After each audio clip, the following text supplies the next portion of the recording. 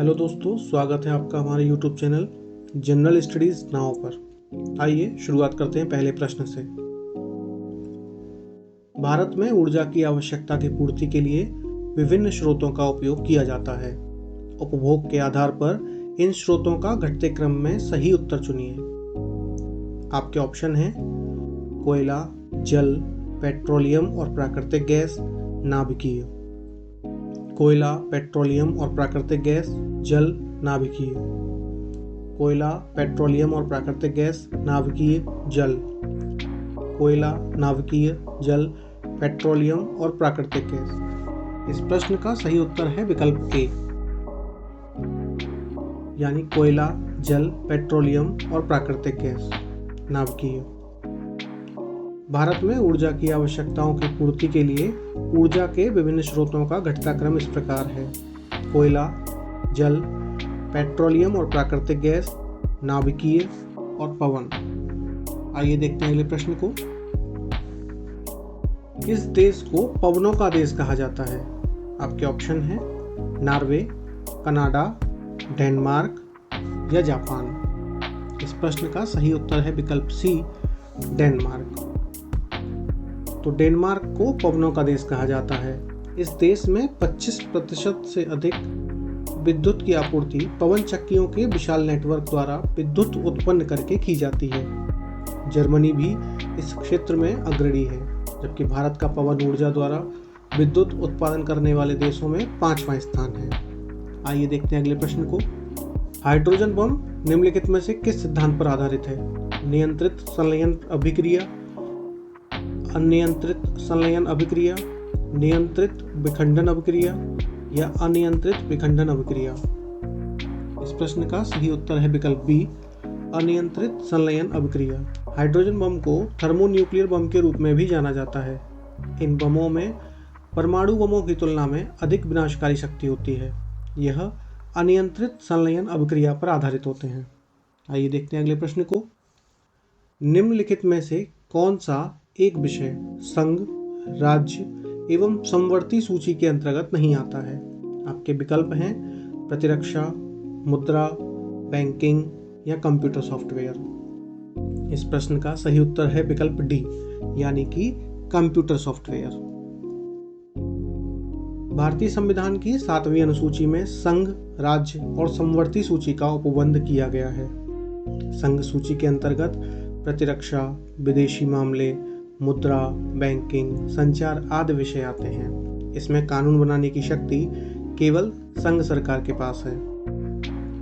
राज्य सूची के अंतर्गत पुलिस, व्यापार, वाणिज्य, कृषि और सिंचाई जैसे प्रांतीय एवं स्थानीय महत्व के विषय आते हैं। इसमें कानून बनाने की शक्ति केवल राज्य सरकार के पास है। वहीं समवर्ती सूची के अंतर्गत शिक्षा, वन, मजदूर संघ, विवाह, गोद लेना एवं उत्तराधिकार आदि के विषय आते हैं। इसमें केंद्र एवं राज्य दोनों को विधि बनाने की शक्ति होती है, किंतु दोनों विधियों के बीच टकराव होने पर केंद्र द्वारा बनाई गई विधि मान्य होगी।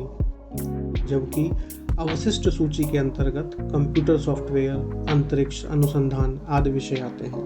आइए देखते हैं अगले प्रश्न को। निम्नलिखित में से कौन सी भाषा को 8वीं अनुसूची में शामिल नहीं किया गया है? नेपाली, उर्दू, सिंधी या अंग्रेजी। इस प्रश्न का सही उत्तर है विकल्प डी। भारतीय संविधान की 8वीं अनुसूची में 22 भाषाओं को शामिल किया गया है। इन्हें संविधान की अनुसूचित भाषाएं कहते हैं। अंग्रेजी को 8वीं अनुसूची में शामिल नहीं किया गया है। आइए देखते हैं अगले प्रश्न को। निम्नलिखित में से कौन सा से चीनी यात्री ने बौद्ध शिक्षा केंद्र नालंदा की यात्रा की? आपके ऑप्शन हैं वेनसांग, इत्सिंग, ताइसुंग या फिर ए और बी दोनों। तो इस प्रश्न का सही उत्तर है विकल्प डी, यानी ए और बी दोनों। वेनसांग 629 ईस्वी से लेकर 645 ईस्वी तक भारत में रहा। वह नालंदा महाविहार अर्थात बौद्ध विश्वविद्यालय में पढ़ने और भारत से बौद्ध ग्रंथ बटोर कर ले जाने के लिए आया था। चीनी यात्री इत्सिंग 670 ईस्वी में नालंदा आया। उसके अनुसार नालंदा विश्वविद्यालय का भरण पोषण 200 गांवों के राजस्व से होता था।